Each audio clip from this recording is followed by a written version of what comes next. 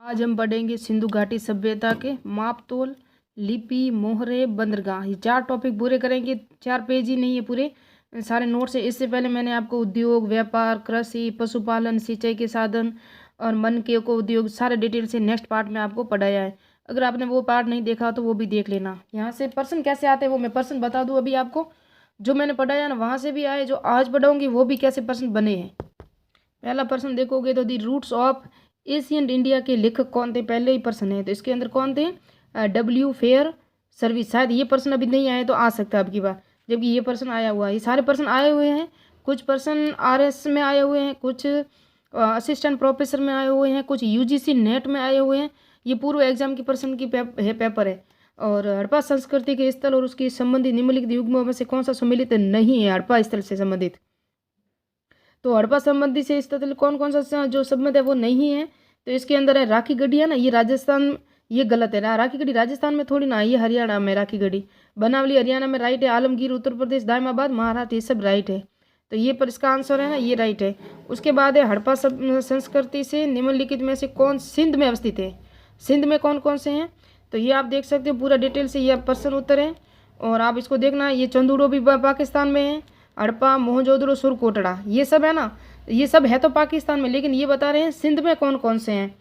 तो सिंध में कौन कौन से हैं इसको हम देखेंगे अभी। इसका राइट आंसर होगा ये 1 2 3 4 सभी सिंध में ही है, क्योंकि सभी सिंध स्थल में ही सारे मिले थे। सुरकोटड़ा जो सिंध में कौन सी नदी, दास्क नदी के किनारे हैं। मोहनजोदड़ो ये राखलदास बंदर जी ने खोजा था। और हड़प्पा जो दयाराम साहनी ने खोजा था। चंदूड़ो शायद जगपति जोशी थे, या अभी कन्फर्म नहीं है मुझे, लेकिन ये सभी कहाँ है, पाकिस्तान में ये स्थल है। तो सॉरी, इसके अंदर राइट आंसर क्या होगा, ये जो तीसरा है ना, इसका राइट आंसर होगा 1 2 और ये 3, चंदूड़ो, मोहनजोदड़ो और चंदूड़ो 2 ही है। हड़प्पा स्थल थोड़ा सा ऊपर है, और सुरकोटड़ा दास्क नदी के किनारे और बलूचिस्तान में है। क्योंकि हमने देखा था कि जहाँ घोड़े के प्रमाण में मिले थे ना, वहाँ से यहीं से मिले थे सर्वप्रथम। तो मैंने बता दिया, इसका राइट है मोहनजोदड़ो और चंदूड़ो। 2 और 3 ये 2 भी राइट है। ददेरी और परवर्ती हड़प्पीय हड़प्पीय पूरा स्थल कहाँ है, ददेरी। तो ये कहाँ कहाँ स्थल है, ये पंजाब में, दोनों याद रखना। ये पंजाब में, पंजाब हमारे भारत में भी है, पंजाब पाकिस्तान में भी है। हड़प्पा का उत्खनन करने वाला प्रथम पुरातत्वविद किसके समझ महत्व को समझ नहीं पाया था। तो जॉन मार्शल है ना, ये समझ नहीं पाए थे। हमने देखा था कि हड़प्पा उत्खनन करने वाला प्रथम पुरातत्व जो इसके महत्व को समझ नहीं पाए थे। क्योंकि आपको पता है, एक श्रमिक जब इनको मूर्ति ला के देता, एक मोहर ला के दी थी, उस पर 6 अक्षर थे, और एक श्रृंगी बैल था। तो उसने इसको समझा ही नहीं, उन्होंने कहा ये विदेशी सील है। जब मैंने आपको हड़प्पा सभ्यता की नगर नियोजन पढ़ाया था ना, उसके अंदर है, उसको पूरा डिटेल से देख लेना। पहले वीडियो में ये सब दिया हुआ है, मैंने पढ़ाया भी है आपको। तो अभी उसके प्रश्न उत्तर दिखा रही हूँ। हाथीदांत का पैमाना, हड़प्पा संबंधी स्थल कहाँ है। हाथीदांत का पैमाना कल भी पढ़ाया था, और आज भी हाथीदांत का पैमाना आएगा, क्योंकि जहाँ हम पढ़ेंगे माप तोल, माप तोल के अंदर हाथीदांत का पैमाना आएगा, वो भी आप देख लेना। इसका है लोथल में, कहाँ है, लोथल में मिला था। एक उन्नत जल प्रबंध व्यवस्था का साक्ष्य कहाँ प्राप्त हुआ है हमें। तो जल प्रबंध की जो व्यवस्था थी ना, ये हमें धोलावीरा से मिली थी। जब हमने देखा था कि जल निकासी की व्यवस्था कहाँ से मिली थी हमें, नगर नियोजन से, मोहनजोदड़ो से। जहाँ न जल निकासी की सबसे उन्नत व्यवस्था पूरी सिंधु घाटी सभ्यता में है, वो कहाँ है, वो मोहनजोदड़ो में। जबकि जल प्रबंध की व्यवस्था कहाँ है, ये हमारे धोलावीरा में, जहाँ जलाशय मिला ना बड़ा सा। निम्नलिखित में से किसका अंकन हड़प्पाई संस्कृति की मोहरों पर नहीं मिलता। हड़प्पा संस्कृति की मोहरों पर नहीं मिलता। तो घोड़ा नहीं मिलता है, भेड़, हाथी, बैल सब मिलते हैं, घोड़ा भी नहीं मिलता, ऊँट भी नहीं मिलता, गाय भी नहीं मिलती। ये 3 शब्द याद रखना, वो आज भी आपको यहाँ मिलेंगे जब मैं मोहरे पढ़ाऊंगी। क्योंकि आज मोहरे है ना टॉपिक, वेरी इंपॉर्टेंट टॉपिक है। मोहरों को इतना डिटेल से पढ़ाया है इस यूट्यूब पे, आपको कोई मोहरों में इतना डिटेल से शायद ही कोई बताएगा। ये है हड़प्पा सभ्यता संबंध स्थल मांडा कहाँ है। तो ये चिनाब नदी के तट पर है। जब मैंने आपको हड़प्पा सभ्यता का विस्तार पढ़ाया था ना, तो सब सारा डिटेल से पढ़ाया था कि मांडा है और चिनाब नदी के किनारे हैं, ये जम्मू कश्मीर में है। मांडा जो स्थल है, जो ये उत्तरी स्थल है हड़प्पा सभ्यता, सिंधु घाटी सभ्यता चाहे हड़प्पा सभ्यता का उत्तरी स्थल है। ये है ना, हड़प्पा संस्कृति की नाट्य कला का सुस्पष्ट साक्ष्य में कहाँ से प्राप्त होता है। तो हमें है ना मोहनजोदड़ो से प्राप्त होता है, क्योंकि वहाँ कांसे या तांबे की जो नर्तकी की मूर्ति मिली है ना, वो नर्तकी की मूर्ति थी ना, वो किससे संबंधित थी, या मूर्ति है ना, वो किस प्रजाति से संबंधित थी, वो भी अभी प्रश्न आएगा, देख लेना। तो ये मोहनजोदड़ो है। नाट्यशाला किससे संबंधित है, ये मोहनजोदड़ो से संबंधित है। उसके बाद है हड़प्पा संस्कृति स्थल से 2 कब्रिस्तानों के साक्ष्य प्रकाश में आए हैं। वो कौन कौन सी हैं, 2 कब्रिस्तान आए हैं ना। तो हमें पता है कि एक हड़प्पा से मिले थे दो ही कब्रिस्तान हम पता है, एक तो R37, R37 और एक मिला था H आकार का, RH हमने मिला था ना, ये दो मिले थे हड़प्पा से, लेकिन मोहनजोदड़ो से एक भी कब्रिस्तान हमें नहीं मिला है, ये भी याद रखना।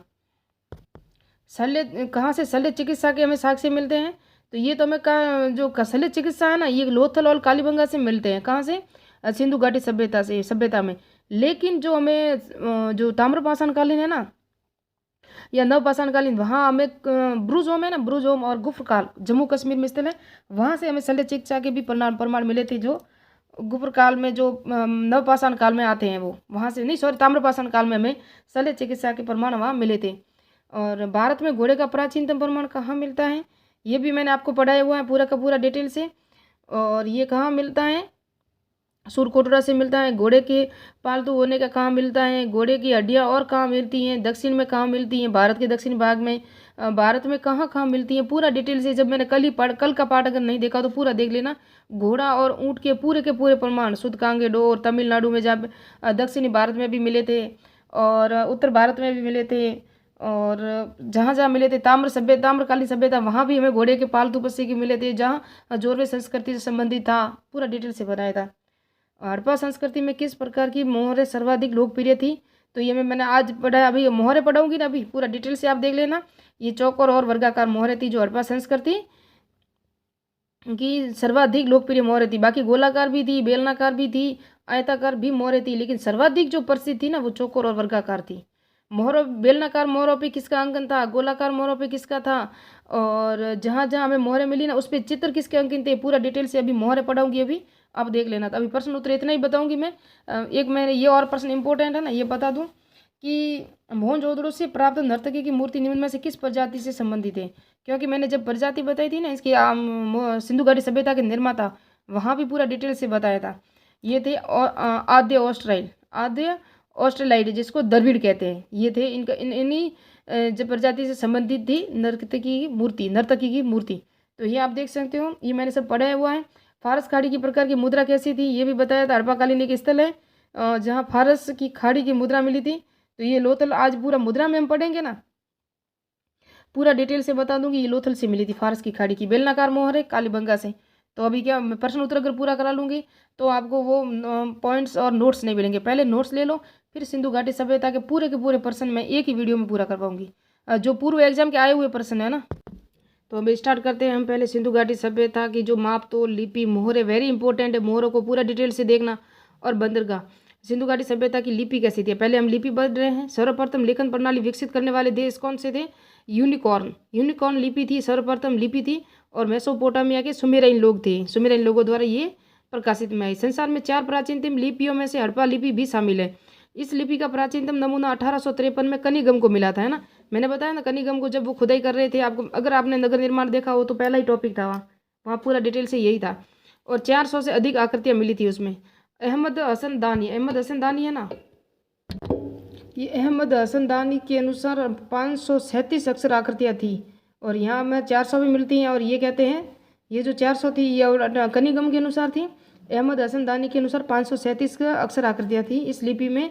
इस लिपि को क्या क्या कहा जाता है? गोमूत्राकार लिपि, ब्रुस्टो फेडन लिपि, भाव चित्रात्मक लिपि, सर्फिलाकार आदि रूप में से लिखी जाती है। यह लिपि दाई ओर से बाई ओर लिखी जाती है तथा ऐसी लिपि होती थी। किसी सिंधु घाटी सभ्यता की ऐसी लिपि होती थी, ये देख सकते हो। यहाँ से ये सब ऐसी लिखी जाती थी, इस तरफ से दाएं से बाएं की ओर ऐसी लिखी जाती थी ये लिपि, और ऐसी लिपि होती थी। इसे अभी कोई पढ़ नहीं सका आज दिन तक। कोशिश किसने की थी? सर्वप्रथम वेडन साहब ने। अभी पूरा नोट्स में मिलेगा आपको कि सर्वप्रथम इस लिपि को पढ़ने का। ये देखो, सर्पिलाकार भी है, ऐसी सर्पिलाकार किसे कहते हैं? सांप के आकार की ऐसी सर्पिलाकार भी है। भाव चित्रात्मक है, इन चित्रों को देख के हमको पहचानना पड़ता है। ये मोहरें होती ना, मोहरों पे जो लिपि मिली है, मोहरों पे भी लिपि मिली है, मृत भांडों पे भी लिपि मिली है। तो सर्वाधिक हमें लिपि के प्रमाण भी कहाँ मिलते हैं? मोहरों पे मिलते हैं। एक साइन बोर्ड भी मिला है, वो भी नोट्स में मिलेगा आपको। और लिपि प्रमाण मोहरों के अतिरिक्त मृत भांडों पे मिलेगा। मैंने कहा मोहरों के अतिरिक्त मृत भांड यानी बर्तन थे ना, वहाँ भी मिलेंगे। और सैलकड़ी की मोहर थी, सर्वाधिक कैसी थी? सैलकड़ी की। जो मोहनजोदड़ो से चौकर या गोटी जिस पर पशु चिन्हों के साथ लिखावट है, पशु चिन्ह है ना, उसके साथ किसकी है? उसके साथ लिखावट भी है, यानी कि जहाँ लिपि लिखी हुई, मैंने बताया ना अभी, जानवरों या पशुओं के साथ या मोहरों में भी उसका अंकन था लिपि का। और सबसे बड़ा सबसे लंबा लेख है ना 26 अक्षरों वाला, लेकिन ये सभी अप्राप्त, यानी कि इसको पढ़ नहीं सके। प्राप्त तो हो चुका है 26 अक्षरों वाला, लेकिन इसको पढ़ नहीं सके अभी। और अभी उपलब्धता के आधार पर सबसे बड़ा धोलावीरा से मिला है साइन बोर्ड, जो 9 या 10 अक्षर, इसके अंदर 9 अक्षर ही हैं, 10 नहीं है, 9 अक्षर का है। मैंने गिने भी हैं, मैं बताऊंगी कि 9 अक्षर कौन कौन से कहाँ कहाँ हैं। ये धोलावीरा का साइन बोर्ड है, देख सकते हो आप, ये धोलावीरा का है। इसके अंदर कितने अक्षर है ये गिन सकते हो खुद भी, 1 2 3 4 5 6 7 8 9 और 10। तो सॉरी, अभी इसके अंदर 10 है, मैंने देखा है। तो ये धोलावीरा का साइन बोर्ड है जिसके अंदर 10 अक्षरों का ये प्रमाण हमें मिल रहे हैं। अपने खुद ने आंखों से गिने 9 है या 10 है, ये देख सकते हो, 3 3 6 6 3 9 और 1 10। ये है साइन बोर्ड जहाँ ये लिपि पढ़ी नहीं जा सकी अभी। सैंधव लिपि जो है ना, उसके 5 चिन्हों वाली मिली है सैंधव लिपि से, मोहनजोदड़ो से तांबे तथा धोलावीरा से बलुआ पत्थर पर एक जिप्सम और लेख लिखने के अलग अलग प्रमाण मिले हैं। हाल ही में तमिलनाडु में नागपट्टनम में सेम्ब्रियन यानी कोंडियोर और शिव जहाँ ना शिवरा एसवायम महादेवन से 2 पाषाण हस्त कुल्हाड़ी जिस पर सैंधव लिपि के 4 अक्षर मिले हैं। तो तमिलनाडु से सैंधव लिपि के 4 अक्षर मिले हैं। सर्वप्रथम पढ़ने का प्रयास किसने किया था? एल ए वेडेन ने 1925 में किया। द्रविड़ भाषा इसको किसने माना है? फादर एरास प्रपोजा आई डी महादेवन, द्रविड़ लिपि माना इन्होंने। भारोपीय भाषा किसने माना है? Prannath V M Barua and S R Rao, और भारोपीय लिपि इनको माना है। एस एल वेडन ने संस्कृत भाषा माना है। गाट और हंटर ने अक्षरात्मक माना है, और लैंडन और हंटर ने इसको ब्राह्मी लिपि माना है। किसको? सिंधुकालीन सभ्यता की लिपि को माना है। आज तक सैंधव लिपि पढ़ी न जा सकी है। महादेवन ने कंप्यूटर से पढ़ने का प्रयास किया था। किसने किया था? महावेदन ने। और बलूचिस्तान की ब्राहुई जनजाति ब्राहुई भाषा बोलती है जो द्रविड़ से है, और इसी से हम समकालीन मान सकते हैं कि ये भी लिपि सिंधु घाटी सभ्यता से समकालीन थी। यह मानवीकृत तराजू का भी प्रयोग करते थे, जो हमारे यहाँ तकली कहते हैं।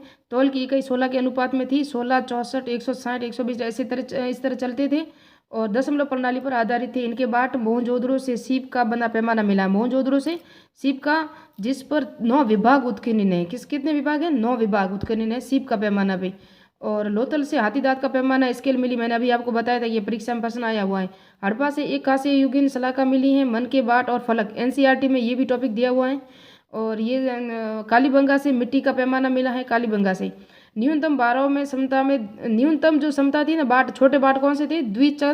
द्विकच्चर पद्धति, जिसे बाइनरी पद्धति कहते हैं प्रणाली में, जैसे 1 2 4 8 4 इस तरह से 12,800 तक थे ये निम्नतम बाट। और उच्चतम बाटों में थे दशमलव प्रणाली, जो 160 से शुरू होते थे और 460 640 से भी आगे चले जाते थे। सबसे प्रचलित बाट था ना, वो 16 माप का था, जिसका वजन था वो कितना था? 13.625 ग्राम था इसका वजन, जो 16 माप का था। अब बढ़ेंगे मोहरे। वीडियो तो बहुत बड़ा हो रहा है, लेकिन कोशिश करती हूँ मोहरे तो पूरा कर ही लूँ। बाद में नेक्स्ट में आपको मोहरे इन सब का मैप भी बताऊँगी और आराम से आपको समझाऊँगी भी, क्योंकि समझने के बाद ही अगर देखोगे तो याद रहेगा, इमेज देखेंगे तो। हड़प्पा सभ्यता स्थलों से 2000 मोहरे मिली है। हड़प्पा सभ्यता से सबसे अधिक मोहरे मोहनजोदड़ो से 500 मिली है। मोहरे सैलकड़ी पत्थर से बनी थी। लोथल व देसलपुर में तांबे की मोहरे मिली है। बटन के आकार की मोहरे लोथल से मिली है। सर्वाधिक मोहरे कैसी होती थी? वर्गाकार, चौकार, लेकिन आयताकार, गोलाकार, बेलनाकार भी होती थी। तो ये भी प्रश्न आया हुआ है। अधिकांश मोहरों पर लघु लेखों के साथ साथ जानवरों की आकृतियां भी थी। मोहरों पर देवी देवताओं के चित्र भी अंकित थे। हड़प्पा मोहरों पर व्याघ्र का अंकन, जबकि वेदों पे व्याघ्र का उल्लेख ही नहीं है। व्याघ्र का उल्लेख कहाँ मिलता है? हड़प्पा के मोहरों पे मिलता है, लेकिन जो वैदिक काल है ना, वहाँ में व्याघ्र का उल्लेख नहीं मिलता। सर्वाधिक अंकन पीपल और बिना कुबड़ वाला बैल और एक श्रृंगी बैल की मोहरें लोथल और कालीबंगा से मुद्रा छाप मोहरें, जो जैसे राज मुद्रा मिले हैं, कहते हैं। मोहनजोदड़ो से एक मोहर में चित्र की तुलना सुमेरियन जो पौराणिक कथाओं, वहाँ पौराणिक कथाओं का जो पात्र कौन था? गिलगमेश से की जाती है। सुमेरियन सभ्यता के लोगों, जो मेसोपोटामिया के लोगों को सुमेरियन कहते हैं। बेलनाकार मोहर कालीबंगा से। मोहनजोदड़ो से कुल 5 मोहरें। दैमाबाद से भी एक, जो जोरवे संस्कृति से भी एक मोहरें मिली, एक मिली है। दैमाबाद से भी मिली है मोहरें। ये बता दिया मैंने आपको पूरा डिटेल से। लोथल से बटन के आकार की मोहर है। गोल मुद्रा में 2 मुँहे राक्षस और भागते हुए हिरण का अंकन है, जिस पर जो गोल बटन के आकार की मुद्रा है ना, वहाँ एक तो 2 मुंह वाला राक्षस और भागते हुए हिरण का अंकन है उस मोहर पे। और लोथल से ही अन्य एक मुद्रा मिली है या मोहर मिली है, जिस पर बीज बोने के यंत्र की आकृति बनी हुई है, लोथल वाली। मोहनजोदड़ो की मोहर पर 3 बाघों के सिर, 3 सिर वाला जो बाघ था ना उसके, और जिनके शरीर के मध्य भाग छटे हुए, तीनों एक आपस में जुड़े हुए हैं, और ये तीनों सर है, बाघ के 3 सर है। चंदूरों से मिट्टी की मोहर 3 घड़ियालों का अंकन है। चंदूरों से जो मिट्टी की मोहर मिली ना उस पर 3 घड़ियाल यानी मगरमच्छों का अंकन है, जबकि हड़प्पा के मोहरों पर गरुड़ और खरगोश का अंकन है। और घाटी के बाहर व्याघ्र अंकन एकमात्र स्थल कालीबंगा से मिला है, जो घाटी के बाहर का मोहर है। घाटी यानी सिंधु घाटी सभ्यता से बाहर का एक स्थल है जो कालीबंगा है, वहाँ से मिला है एकमात्र व्याघ्र का अंकन, बाकी सब जगह नहीं मिला कहीं जगह। पेड़ पर एक मनुष्य, पेड़ की शाखा पर नीचे, पेड़ की शाखा में एक मनुष्य बैठा है, नीचे खड़ा कौन है? व्याघ्र। ऐसी मुद्रा मिली है कालीबंगा से, है ना, जो व्याघ्र की मुद्रा है। मोहनजोदड़ो के चांदी की मोहर पर यूनिकॉर्न और व्यक्ति के 2 बाघों को लड़ते हुए दिखाया गया। सिंधु मेसोपोटामिया की मोहर पर अंकित आकृतियाँ थी, और ये सारी PDF आप खुद देख सकते हो। और हाथी